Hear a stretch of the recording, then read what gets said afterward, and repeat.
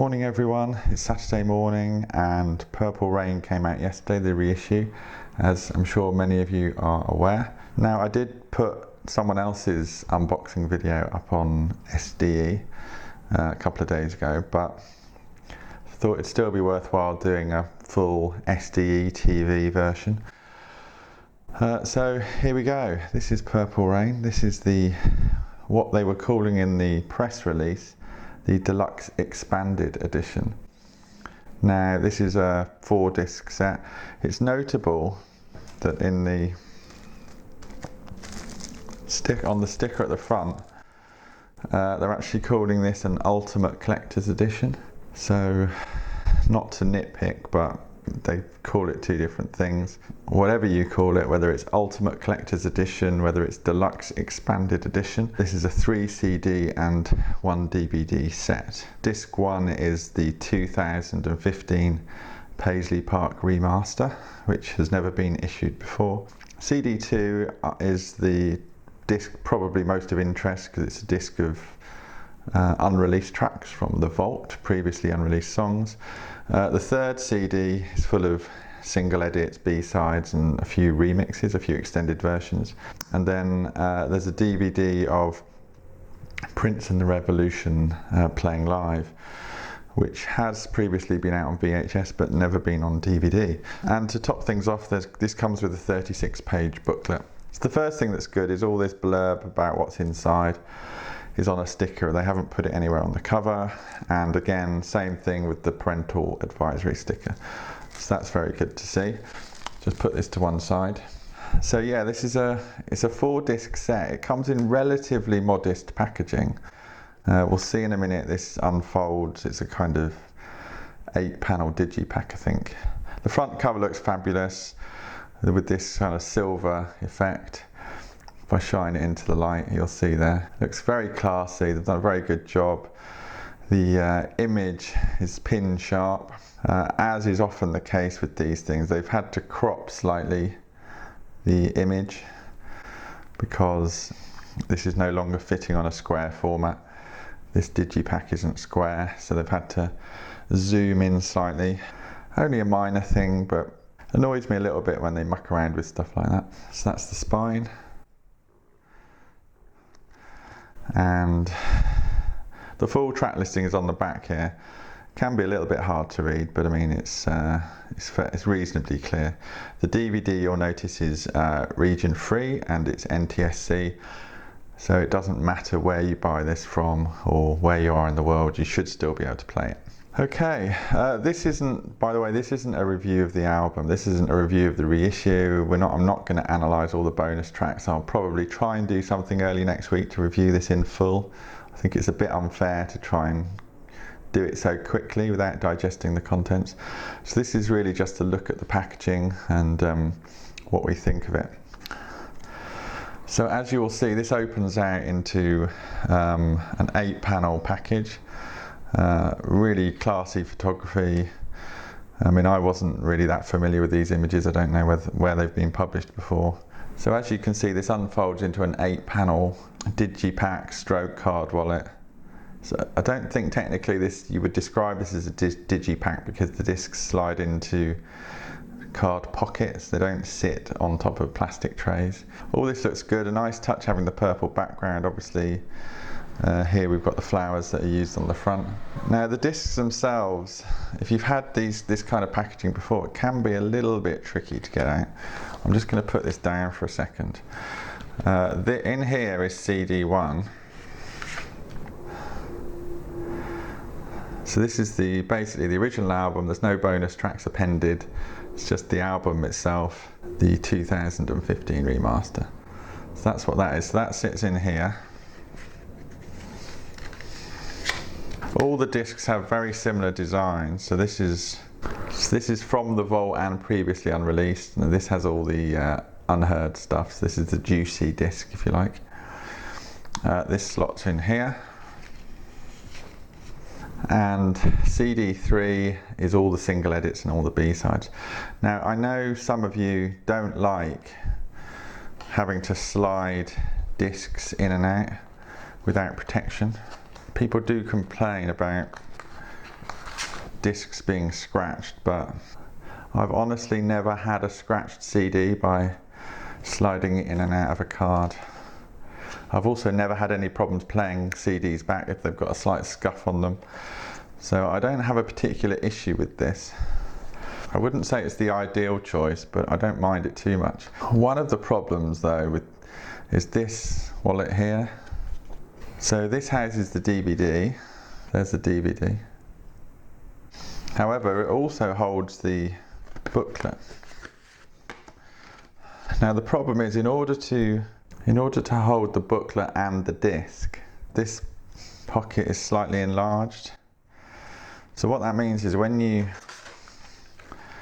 take the booklet out to have a read, and we'll look at this in a minute, you're left with a disc that's extremely loose in here, and it just falls out. All the other pockets are quite tight. These 3 pockets here, they're all quite tight, a snug fit. But this 4th one, it's not exactly ideal. The disc, it doesn't feel secure at all in here. They might have considered putting an inner sleeve around the DVD to make it a tighter fit, but that's a little bit of a limitation. It's not ideal. Some people might say you're nitpicking, but you know, I can hear it rattling around. The good news is the 32-page booklet is really great. There's lots of great background information from Susan Rogers in particular.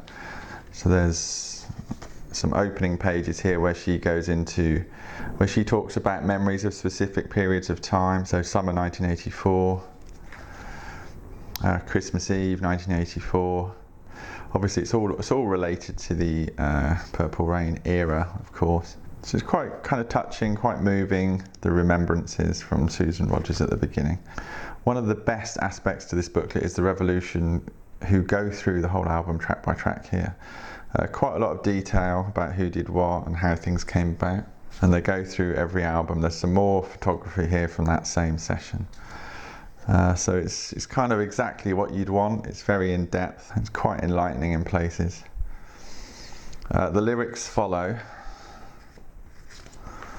One slight disappointment is while they go through the album tracks in a lot of detail, the stuff that people might not be familiar with, unless you're an Uber fan, are all these unreleased tracks from the vault. Now, I felt personally that we needed some more annotation around what these songs are, where they came from, why they exist, why they've sat in the vault for so long.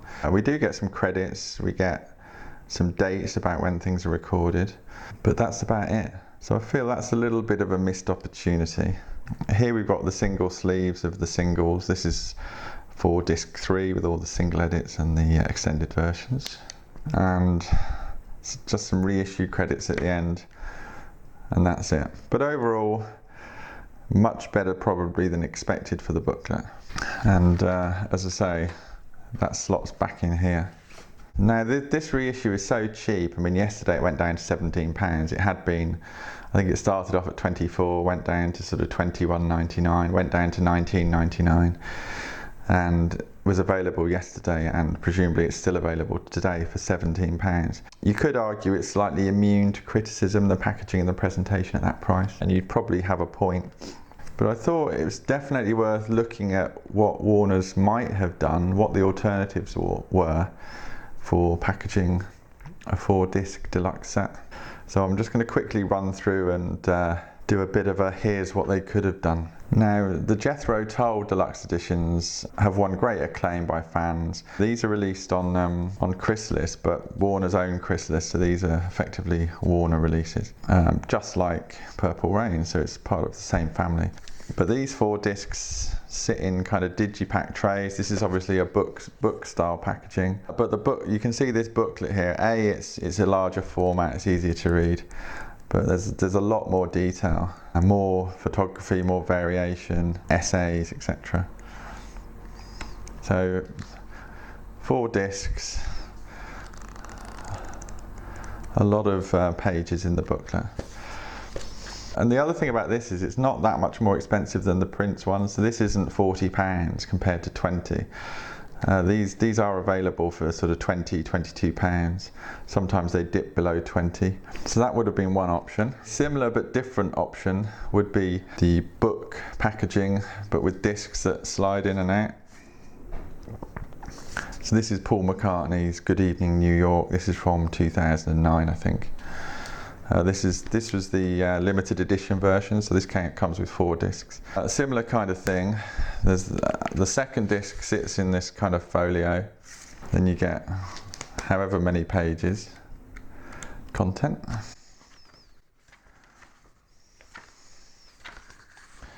And then at the back, 2 more discs at the back. So disc 3 and disc 4's there. So I personally like this. I think this is very tactile, very nice. It sits on the shelf nicely with other similar sets that you might own. So that would have been another option. Now, interestingly, you wouldn't think you could get 4 discs into the sort of case-bound book set, but Demon did manage to do that with Raintown from a few years ago, Deacon Blue. So disc 1 sits here. Disc 2 here. Then the content, which is obviously similarly formatted to the Prince one. And then at the end, disc 3 sits in here. And then the 4th disc at the back. Now something like this obviously this would probably be cheaper to produce than the bigger books. So that was an option open to Warner's. It may be they wanted to keep the price point down as low as possible, but I don't really understand that because Prince is a premium product. Everyone's been waiting for the deluxe for Purple Rain for so long. If there's one opportunity to charge a bit of a premium, I think this was it. With Warner's own Led Zeppelin Celebration Day from a few years ago, they could have done something like this.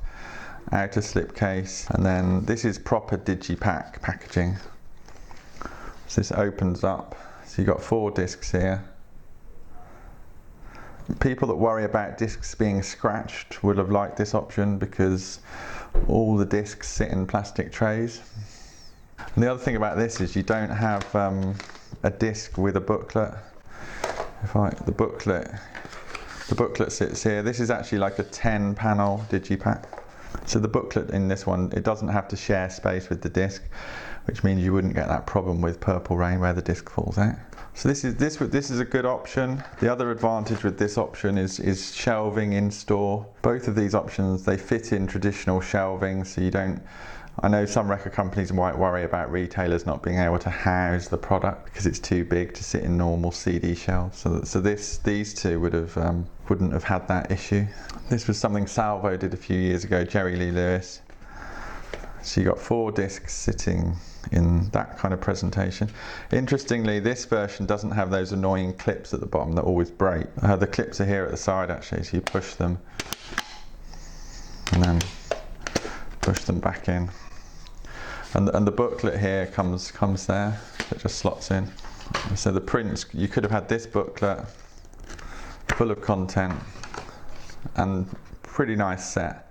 So there's 5 different ways that Warner's could have done the 4-disc Purple Rain. But what they chose to do was to do a relatively simple digipack. This is a bit more like, sometimes you get the 2 or 3 disc set and then you get a 4-disc set. To me, this is a little bit more like the mid-range version, not the top of the range super deluxe. So I'm sure there's loads of politics going on, there's loads of legal hassles, there's loads of problems dealing with the estate, etc. So my gut inclination is Warner's probably wanted to do this as simply as possible and remove as many obstacles as they could in terms of getting things signed off and out and into the hands of the buying public. So I'm not going to criticize them too much, but you know, in a normal world, all things being equal, they could have done this in a different way. So as I say, a full review of the contents, the audio and the music will follow early next week. So until then, this is Paul from Super Deluxe Edition looking at Prince and the Revolution's Purple Rain. This is the Deluxe Expanded Edition or the Ultimate Collector's Edition, depending on who you want to believe. Thanks for watching, and if you've enjoyed this, do subscribe to the YouTube channel for automatic updates of further videos. Thank you.